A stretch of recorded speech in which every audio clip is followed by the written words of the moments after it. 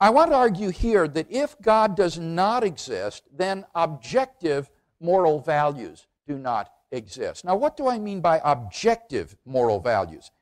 Well, by objective moral values, I mean moral values which are valid and binding independent of whether anybody believes in them or not.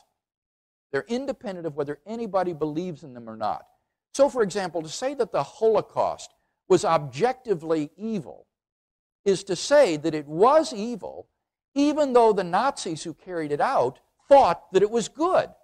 And it would still have been evil even if the Nazis had won World War II and succeeded in brainwashing or exterminating everybody who disagreed with them so that everyone thought that the Holocaust was good. That's what I mean by objective moral values. And many atheists and theists alike agree that if God does not exist, then moral values are not objective in that sense. For example, the late J.L. Mackie of Oxford University, one of the most influential atheists of our day, admitted, if there are objective values, they make the existence of a God more probable than it would have been without them. And thus we have a defensible argument from morality to the existence of a God, end quote. In order to avoid God's existence, however, Mackie therefore denied that objective moral values exist. He said, it is easy to explain this moral sense as a natural product of biological and social evolution. Michael Ruse, who is a prominent philosopher of science, agrees. He writes, morality is a biological adaptation, no less than our hands and feet and teeth. He says, considered as a rationally justifiable set of claims about an objective something, ethics is illusory. I appreciate that when somebody says, love thy neighbor as thyself, they think they are referring above and beyond themselves. Nevertheless, such reference is truly without foundation. Morality is just an aid to survival and reproduction, and any deeper meaning is illusory, end quote.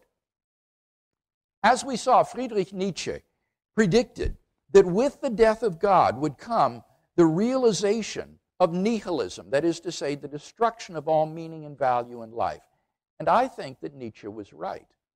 Now, it's very important that we be clear here. The issue here is not, must we believe in God in order to live moral lives? That is not the question. There's no reason to think that atheists cannot live what we would normally characterize as good and decent lives. Nor is the question, can we recognize objective moral values without believing in God? I certainly think that we can. You don't need to believe in God in order to recognize that we ought to love our children rather than to abuse them. Rather, the question is, if God does not exist, do objective moral values exist? And like Mackie and Ruse, I just don't see any reason to think that in the absence of God, the herd morality evolved by Homo sapiens on this planet is objective. After all, on the atheistic view, what's so special about human beings? They're just accidental byproducts of nature, which have evolved relatively recently on an infinitesimal speck of dust, lost somewhere in a hostile and mindless universe in which are doomed to perish individually and collectively in a relatively short time. On the atheistic view, some actions, say rape, may not be socially advantageous, and so in the course of human development, it has become taboo in human society. But you see, that does absolutely nothing to prove that rape is morally wrong. On the atheistic view, there's nothing really morally wrong with raping someone. Activity like this goes on all the time in the animal kingdom. And on the atheistic view, that's all we are, just animals, relatively evolved primates. Without God, therefore, it seems to me there is no absolute right and wrong, good and evil, which imposes itself upon our conscience. But the problem is objective moral values do exist, and I think deep down we all know it. There's no more reason to deny the objective reality of moral values than the objective reality of the physical world. Actions like cruelty, rape, child abuse, wife-beating, discrimination, and so forth aren't just socially unacceptable behavior. They're moral abominations.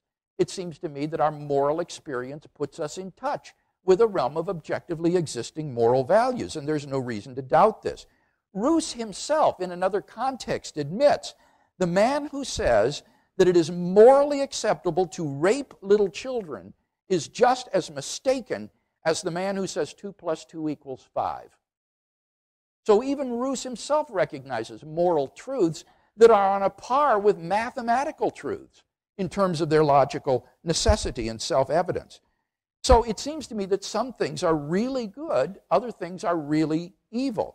And if you agree with me that objective moral values exist, then you will agree, number 3, that therefore God exists.